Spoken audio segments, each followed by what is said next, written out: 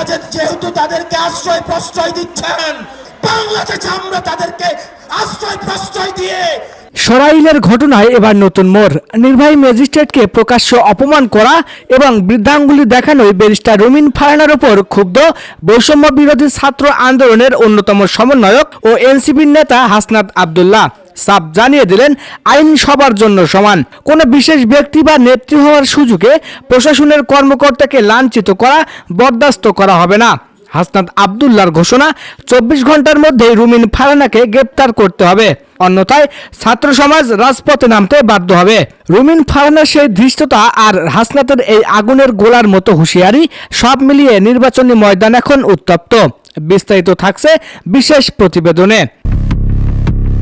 দর্শক, ঘটনাটি গত শনিবারের। সরাইলে নির্বাচনী প্রচারণাকালে নির্বাহী ম্যাজিস্ট্রেট শাহরিয়া হাসান খানকে বৃদ্ধাঙ্গুলি দেখিয়ে চরম অপমান করেন স্বতন্ত্র প্রার্থী ব্যারিস্টার রুমিন ফারহানা।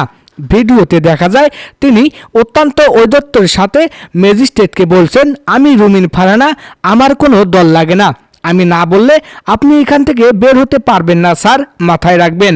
সাবেক সরকারের আমলে দাপট আর বর্তমান সময়ে কর্মকর্তাদের কানে ধরে রাখার মতো মন্তব্য করে রুমিন ফারহানা বুঝিয়ে দিয়েছেন তিনি নিজেকে আইনের ঊর্ধ্বে মনে করেন। একজন উচ্চ শিক্ষিত ব্যারিস্টার হয়েও মাঠ পর্যায়ে একজন বিচারিক কর্মকর্তার প্রতি তার এমন গুন্ডাতন্ত্র মার্কা আচরণে স্তম্ভিত পুরো দেশ। এই ন্যাক্কারজনক ঘটনার ভিডিও সামাজিক যোগাযোগ মাধ্যমে ছড়িয়ে পড়ার পরই প্রতিক্রিয়া জানিয়েছেন বৈষম্য বিরোধী ছাত্র আন্দোলনের ও এনসিপির অন্যতম নেতা হাসনাত আব্দুল্লাহ। তিনি সরাসরি প্রশাসনের দৃষ্টি আকর্ষণ করে বলেছেন, জুলাই বিপ্লবের পর কোনো ধরনের ফ্যাসিবাদী আচরণ সহ্য করা হবে না। রুমিন ফারহানা একজন ম্যাজিস্ট্রেটকে যেভাবে অপমান করেছে তা কেবল ওই কর্মকর্তার অপমান নয়, বরং রাষ্ট্রের আইনের অবমাননা। হাসনাত আব্দুল্লাহ আরো বলেন, আমরা আগামী 24 ঘন্টা সময় দিচ্ছি। এই সময়ের মধ্যে রুমিন ফারহানাকে গ্রেপ্তার করে আইনের আওতায় আনতে হবে। কোনো প্রার্থীর এমন ঔদ্ধত্য থাকলে তাকে নির্বাচন করার সুযোগ দেওয়া রাষ্ট্র ও জনগণের জন্য হুমকি। হাসনাতের এই আলটিমেটাম ছাত্র সমাজের মধ্যে ব্যাপক সাড়া ফেলেছে এবং প্রশাসনের ওপর চাপ বাড়িয়ে দিয়েছে।